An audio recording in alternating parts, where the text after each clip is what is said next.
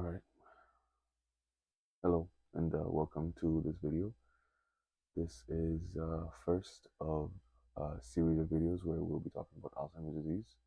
And to begin that series, we'll be talking about the paper written by Nikolai, Richard, and Randall titled Challenges and Progress in Research, Diagnostics, and Therapeutics in Alzheimer's Disease and Related Dementias.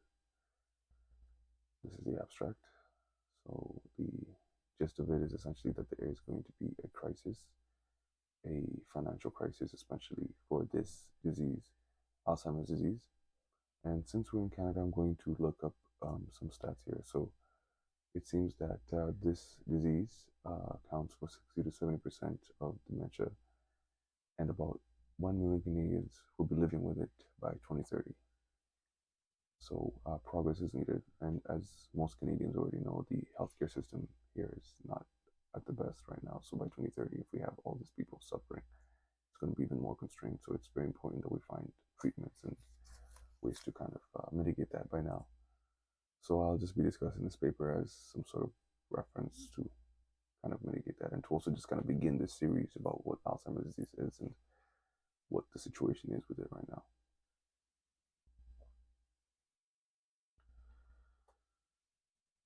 So essentially in this paragraph, it is talking about how the COVID-19 pandemic was addressed very quickly, and how different faculties came together to create the vaccine very quickly, and how that can be or should be applied when it comes to dealing with Alzheimer's disease.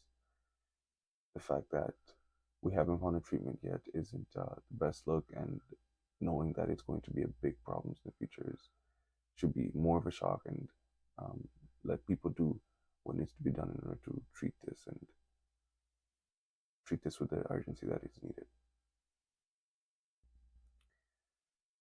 Okay.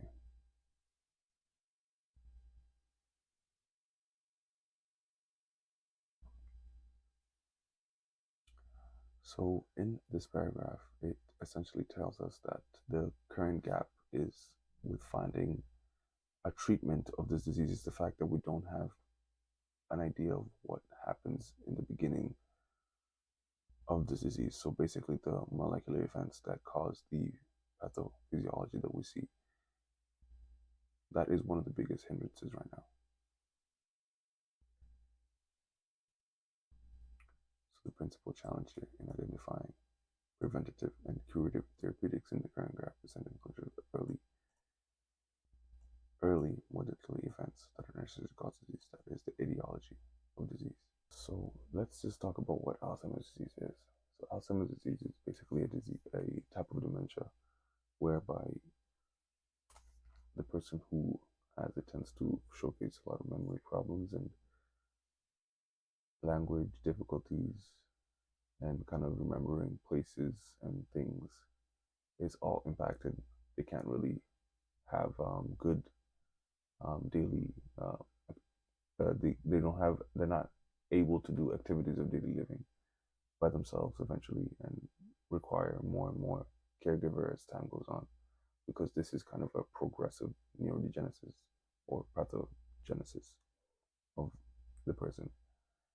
And if you have a lot of people who are exhibiting this, you are going to have a lot of caregiver stress, because on top of caring for, say, their own families, they also have to care for the person who's suffering. And it can be very hard for people who are living underneath what they're able to, in the sense of like not able to paying for their, bills and stuff, and not able to also pay for that type of living.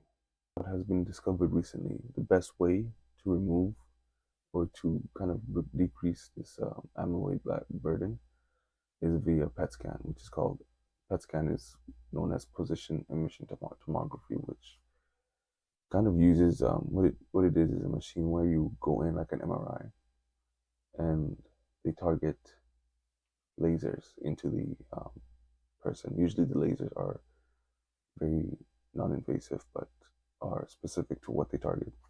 It's also used, it's the same kind of treatment that's used for with people who have cancer, where they target a tumor by using concentric amount of lasers that are pointed or targeted at a specific cancer cell, and usually tend to target it at some point where the lasers converge is where the target is, and that's how they essentially clear out that amyloid plaque. It's not the best solution because it's also very expensive, and not a lot of people are able to afford this. Best way to look for Alzheimer's disease is through biomarkers in the CSF and blood based. You also have some advances in imaging that look for the plaques that are found within.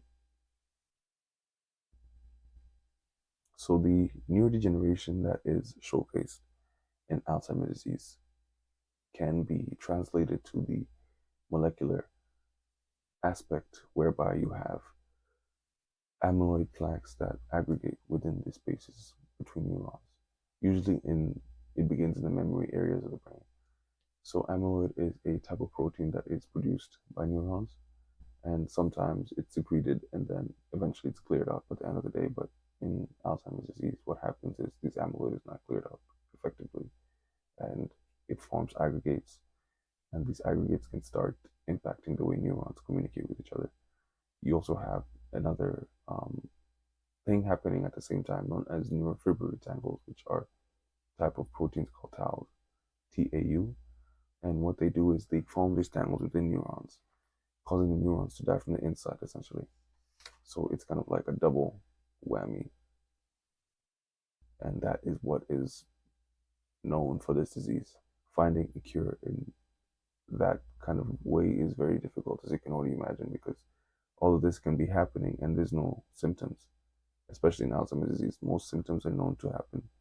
Most symptoms start to happen after 20 years. Like, for example, we can look at this paper here that was looking at the fundamental challenge of this disease is that, you're born, you have aberrances in molecular interactions, which are still not understood, but we don't have any ways of detecting yet.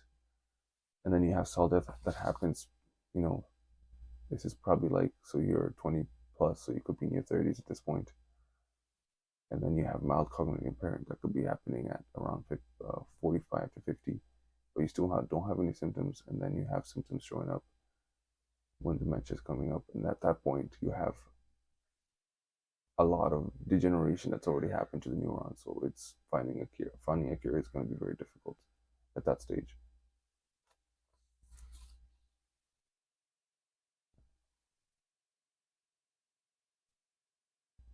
In this paper, it examines ways of looking at addressing why we haven't found cures yet, as opposed to how COVID-19 was cured very quickly. And one of the biggest ones is finding good clinical trials. So in this paragraph here, the barriers of therapeutic development include regulatory burden, risk-averse trial designs, and sometimes lack of urgency and not accounting for the costs of inaction, which leads to clinical trial delays.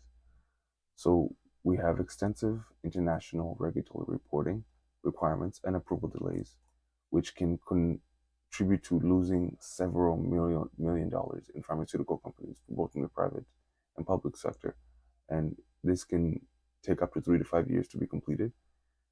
If you have this happening and you have, more risk averse occurring at the same time, because people don't want to put too much risk in something that's going to cost a lot of money and not really have potential to give reward, because if you don't have the reward, then it's not worth investing in.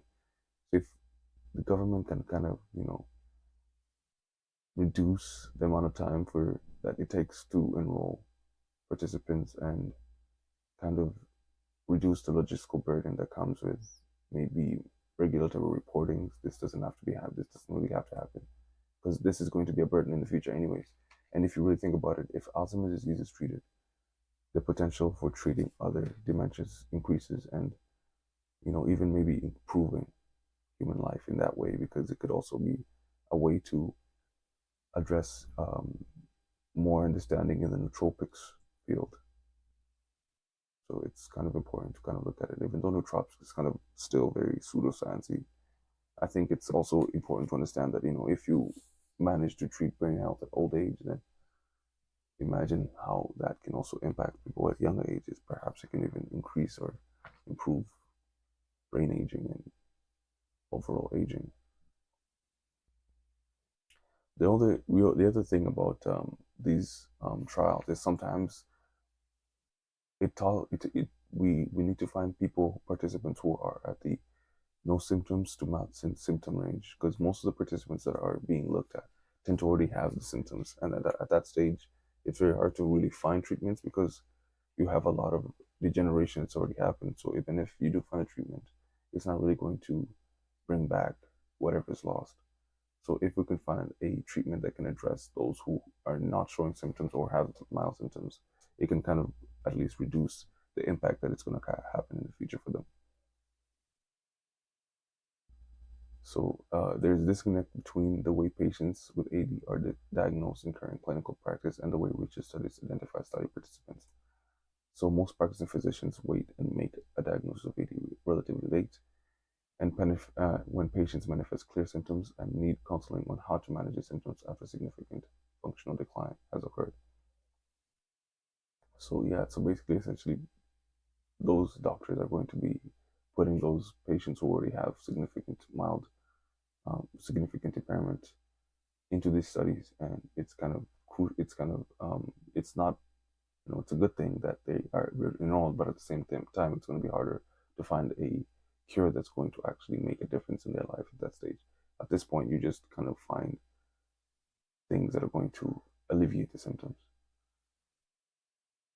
One of the biggest things that have been done right now is by the Global Alzheimer's Platform, which is it's a group that's looking at a study, or more specific, a bioharmony study, which will look at the racial differences in biomarkers of 1,000 people. So they're going to take 1,000 biodiverse samples of participants, and they're going to look at their biomarkers and kind of use it as a reference as to how much amyloid beta is found in these populations. So we have Black, Hispanics, and white people as well. So they recruited these people, and they saw that this is important because despite 30% of the US population, Black and Latino people usually make up only 3% to 8% of clinical trial participants, when 30% of the US population have dementia. So we need more addressing this. So GAP is committed to recruiting up to 20%. The GAP study was found, did find it actually,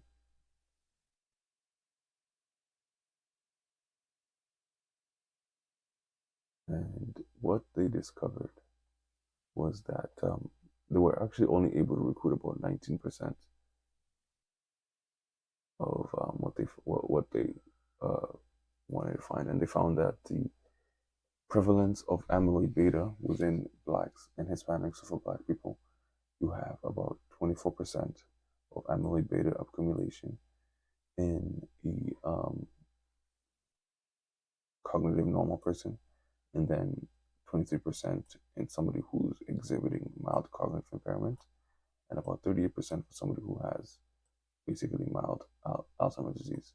That is different from a Hispanic person who only has 4%, as opposed to 37% of mild cognitive impairment and 53% of mild AD. So it seems that Blacks and Latinos are very different when it comes to amyloid beta burden. But what they concluded was that the results show blood-based AD biomarkers are associated with brain amyloid positivity, warranting further analysis of biohermes community-derived database of blood-based and digital biomarkers. So they just need more studies to look at how these biomarkers are associated with brain amyloid positivity, or if it causes some sort of disease progression. So federal grant programs are essential in looking at studies, and in looking at more studies for this place, for this disease. Most of these studies are they most of these studies are usually looked at by pharmaceutical companies as high risk and high reward, and nobody really looks at high risk as and high reward as a good thing. It tends to be a very competitive it tends to be a very competitive aspect of that research. So to get a grant in something like this is very hard because it's involved in high risk and high reward. But to get a grant in something that's more traditional is more easier because um, it's more risk averse and more likely to produce some sort of benefit to the group, the NIH group. So that's why you don't see too much grants coming from the NIH in the States. But if we can do that in Canada, that will be appreciated because, as I've already stated, there's going to be a big burden in a couple of years. So yeah, this just talks more about the protein aggregation of Alzheimer's disease and the dominant cost of caring for people with AD patients. As I discussed earlier, this is going to be a big problem for most caregivers, especially people who also have families that they have to take care of as well. It's a big problem for that. And yeah, that's the study. So this is just the first video. I didn't want to make it as technical as possible. I just want to kind of introduce what Alzheimer's disease is and the features and the problems and why this has to be a serious issue that has to be taken care of both in America and Canada. And yeah, so I hope you just enjoy this. This is just the first video. I hope it's not too dense and um, boring. All right, thanks for watching. Have a good day.